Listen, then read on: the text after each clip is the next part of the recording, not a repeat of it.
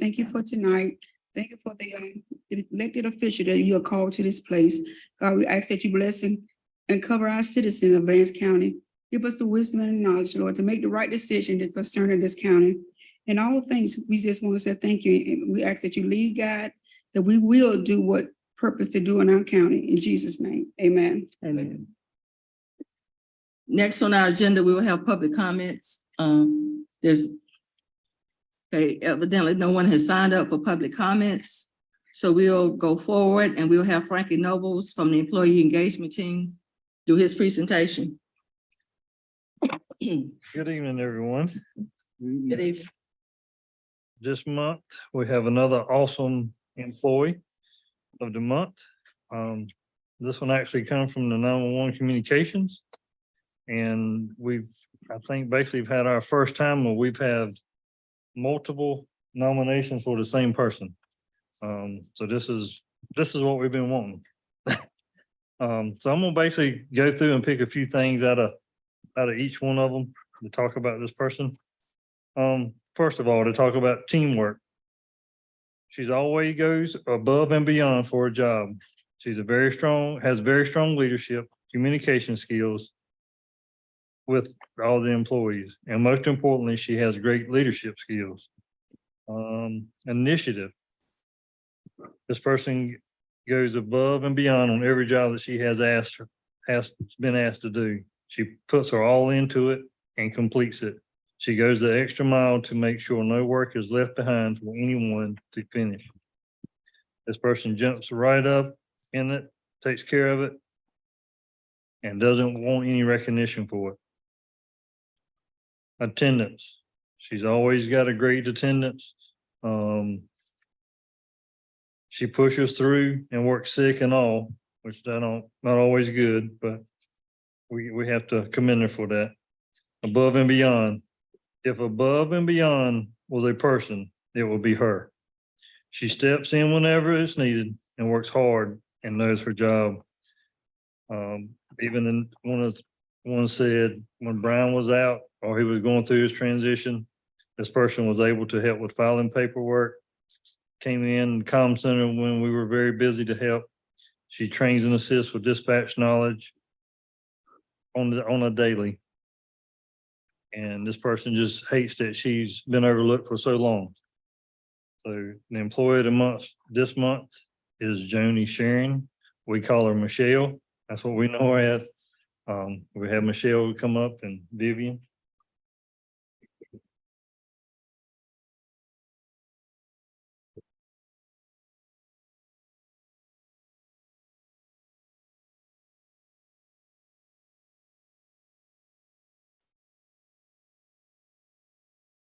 Michelle began her career in Vance County Emergency Operations in March 22nd of 2005 as a telecommunicator. She was promoted to senior telecommunicator on March of 2010 and promoted again to shift supervisor in June 2011. She's a member of the International Academies of Emergency Dispatch as an emergency medical and fire dispatcher, as well as quality assurance for both entities. She's a member of our TAC, which is a terminal agency coordinator through the Department of Criminal Information, and has obtained many certifications throughout her career with Vance County, including but not limited to emergency telecommunicator, active shooter, frontline supervisory, domestic violence, hostage negotiation, and law enforcement certification. Michelle's love and dedication to her job has proven to be valuable over the years. She saved many lives, helped birth babies, and provided assurance to people even when the outcome didn't look promising. Michelle continues to be in the top percentile of calls answered monthly for our agency. Michelle's middle name should be Teamwork because she demonstrates it on a daily with her shift.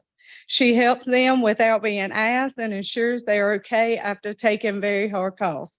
Michelle is patient and follows protocols and procedures, and she's a delight to be around. You're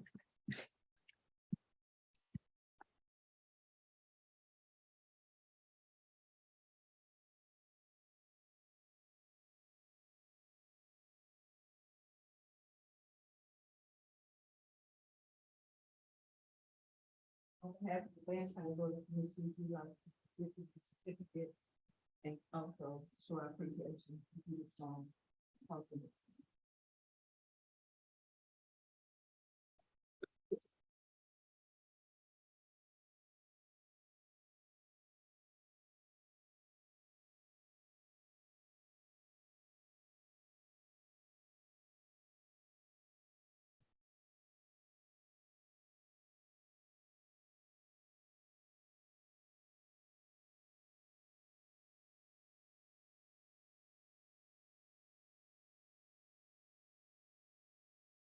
Next on our agenda, we're going to have a public hearing.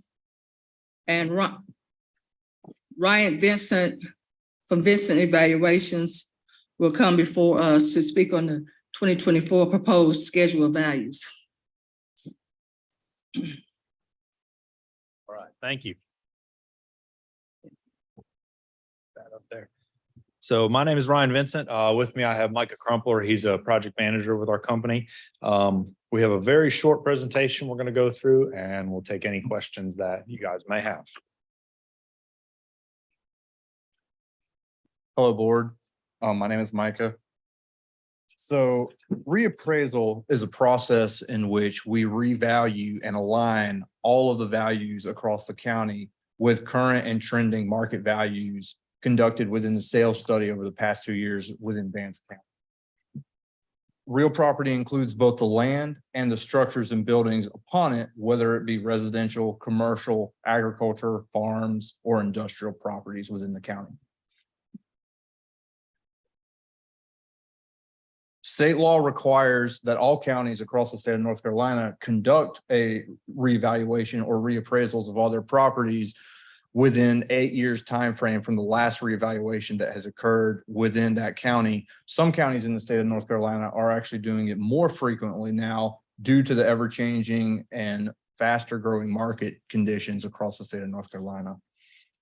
Reappraisal distributes the property value equally among all the constituents within a county and aligns with those market values depending on the area within the county that they reside. Over time, most properties do change in value, some at different rates depending on their location, some at different rates depending on the market volatility within any given area within the county.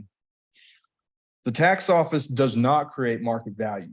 Market value is derived between buyers and sellers of real estate properties. One challenge that we face because of that is that obviously buyers and sellers have different thought processes going into why they choose to buy things or sell things for what they do. But it just has to be understood that the tax office does not set market value. That is solely derived from the transactions between buyers and sellers. So like Micah said, the reappraisal takes effect January 1st, 2024. New market values will be affected on the first tax bills. So the first tax bills to be affected will be next summer, the summer of 2024. We plan to mail notices to all property owners within Vance County in early 24, sometime around February or March timeframe. So we have submitted and made public the schedule of values on September 22nd of 2023. It's been posted in the county manager's office, the tax office, the library, and it's been posted online. So we're here today for a public hearing. If there's anyone that wants to speak to the proposed schedule of values. It's important to remember this whole schedule of values process is all spelled out in statute. So the things that we have to present, the time that has to sit, the public hearing, that's all spelled out in general statute. It's 105-317 that spells that out and spells this whole process out. So tonight we're here for a public hearing. And then from there, we would ask that the board considers a adoption hearing at their next meeting. So again, tonight we're here for a public hearing. We would ask that the board would consider adoption on the November 6th meeting. A couple more important dates. Again, January 1st, 2024 is the effective date of the reappraisal. Starting right after Christmas time, January and February, we plan to do public presentations about reappraisal. So I think it was a few months ago I was here and we did a presentation about some of the changes we're seeing in the marketplace. So we showed some slides about previous assessed values from 2016 and current sales. So we have a presentation that's similar to that. And Portia will be reaching out to community groups, neighborhood associations, anybody who wants to hear about reappraisal for a half an hour. We've done it to Farm Bureau meetings before. So if any of you have any suggestions as to who we could contact to potentially give this presentation to, we'd be more than happy to hear those and reach out to those groups. Excuse me. Then from there, in February, before we mail the notices, we will come before the board again. We will give you a final summary of the value changes we've seen and what we've seen in the market. You as a board will be the first to hear once we've established those final values. At this point, everything is still a working product and changing daily as we review neighborhoods and review sales. And then in February or early March timeframe, we plan to mail notices to all property owners in Vance County, notifying them of their January 1st, 24 value and the next steps they could take if they agree or disagree with that valuation. And so that's all we have for tonight. If anyone has any questions, we'd be happy to answer them. I want to know, is there a certain cutoff rate, like would the owners be overwhelmed? Could someone go from one just sky high, or is there a variable rate, that percentage that can go up, or it just determines the whole market of what you see the value? Yeah, so I think what you're asking is there a cap on Cap, the increase, yeah. right? That's what- yeah. In North Carolina, there is no cap on the increase in value. We're on an 8-year cycle. So what we're doing is, and this is very important to remember, is we are capturing 8 years of appreciation in what's going to look like, it's going to look like 1 year, because we're going to hear it. You folks as an elected board, as elected officials, are going to hear it also. They're going to say, how can my value go up this much in 1 year? And it's really important to remember that that's 8 years of appreciation captured in one notice there. So to answer your question, there is no cap in the state of North Carolina. It's based on market value. Now, property tax is the only tax that you can appeal. Can't appeal your income taxes. So there is an appeal process that ends all the way up at the North Carolina State Court of Appeals. It's very rare that something gets that high, but there is a due process for folks if they disagree with the valuation of their property. Does anyone else have any questions? The percentages that you apply for your grades, like a double X is 325%. Is that a fixed number, or is that something that's still being calculated? So everything that's in the schedule, and so you brought up our grade table, everything that's in the schedule is a fixed number right now. Assuming the schedule gets adopted as it is, that is a fixed number. And then the variables are things like land value, neighborhood factors, things like that, that we're still analyzing, and we will analyze all the way up until the time that we are done.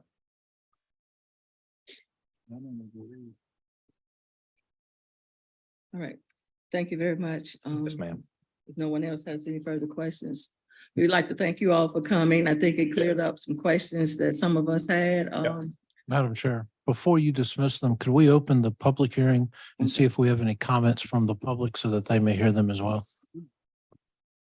So we're going to open the public hearing. If someone in the audience has any questions they want to ask about the evaluations, they are free to come up now and answer any questions, especially now that this and evaluations are here and they can address those questions.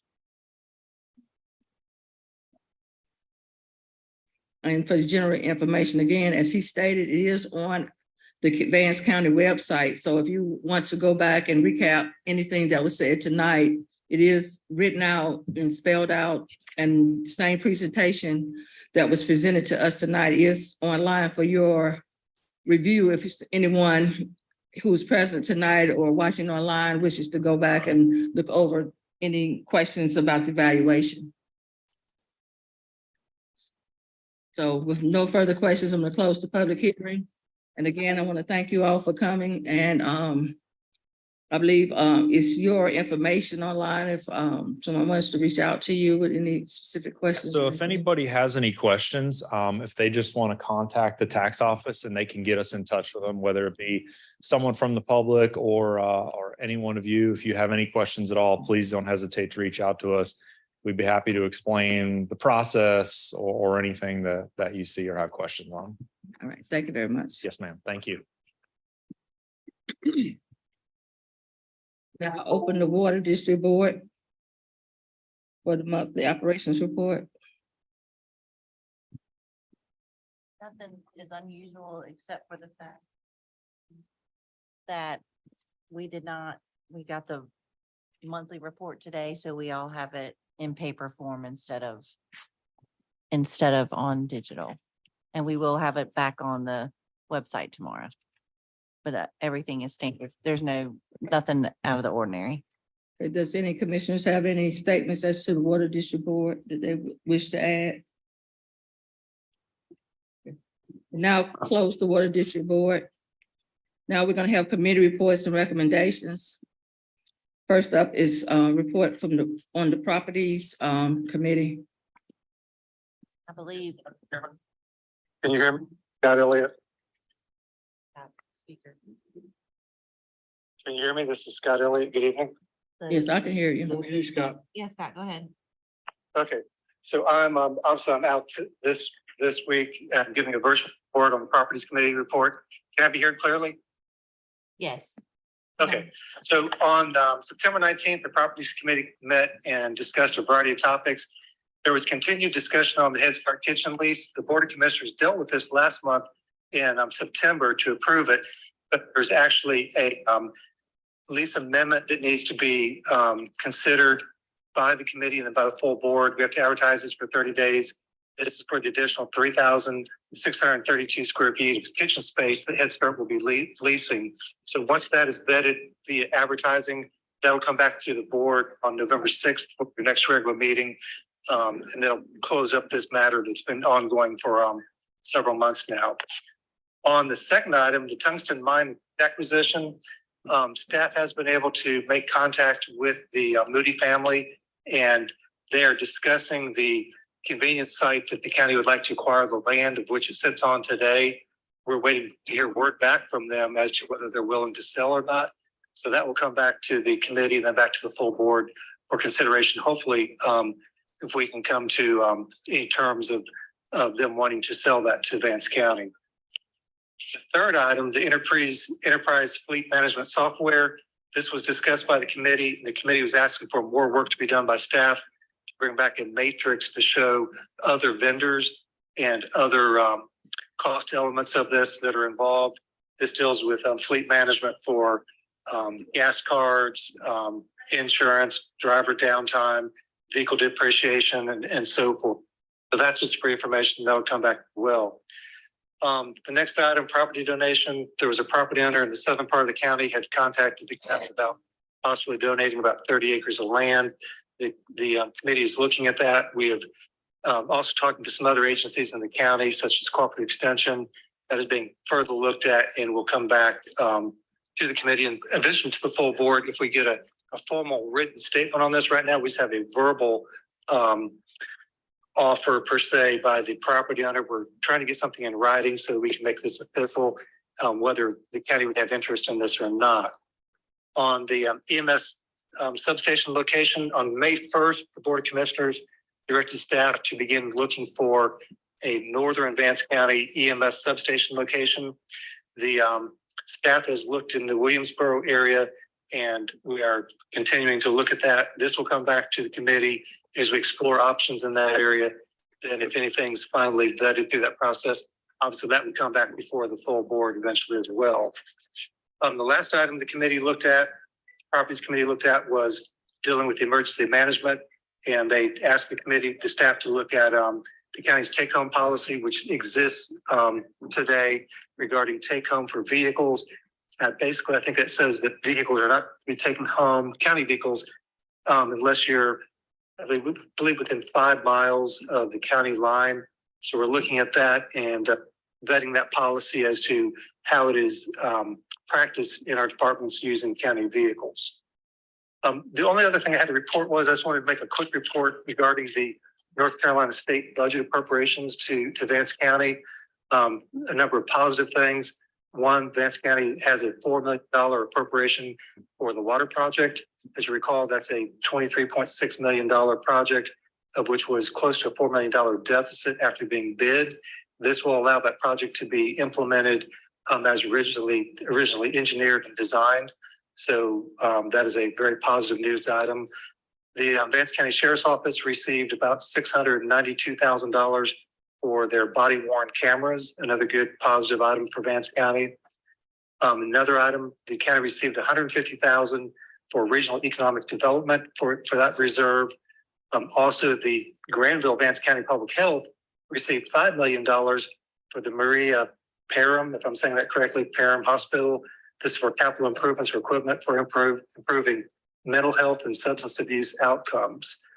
Things we did not receive money for was EMS funds for a substation, funds for any type of jail expansion renovation. No funds were received, and no funds were received for the Vance County Tourism Development Authority. I guess those 3 items were direct appropriation requests to the General Assembly that were not funded. And the last item I have, which I'm not 100% on this, and I could be corrected, but I believe the county did receive $12 million for the Granville Vance County Community College project for the manufacturing training facility. And I think with that, that's all I had to report. All right, thank you, Mr. Elliott. Scott, I believe there was an additional $5 million in ARPA monies that Mariah Parham received for part of their, in addition to the other $5 million. That's correct. It's their ARPA dollars. It's some type of a transfer of funds from ARPA to the state budget, vice versa. But it did get included in the state budget. All right, thank you. And next up is the Finance Director's report. Thank you, Madam Chair. I just have a few items tonight. The planning department had a 2000 Ford Expedition that was used as a backup vehicle at the planning, that was in the fire marshal. It's moved through a couple departments. This vehicle is not really in good enough condition to repurpose. We'd like to sell it. The recommendation is below. Move we approve the property as presented as surplus and authorize the finance director to dispose of said property according to allowed state statute. Second. The motion has been made by Commissioner Brummett, seconded by Commissioner Faines. Any discussion? Ready to vote? All those in favor? Aye. Any opposition? By unanimous vote is approved. Thank you. The Fire Marshal Division has created a new blasting permit application fee at the recommendation from our planning department. This will allow companies to expand through blasting. This allows Vance County to make sure blasting companies have the correct certifications, map verifications, and the correct insurance coverage before blasting near commercial or residential property. We'd like to add this to the current fee schedule. Does this doesn't apply to agricultural properties, does it? No, sir. Is there a motion? We need a motion. Yes, ma'am. I'll move that we add a blasting fee of $75 to existing 23-24 fee approved fee schedule. Second. The motion has been made by Commissioner Brummett, seconded by Commissioner Faines. Any further discussion? Any questions? Ready for vote? All those in favor?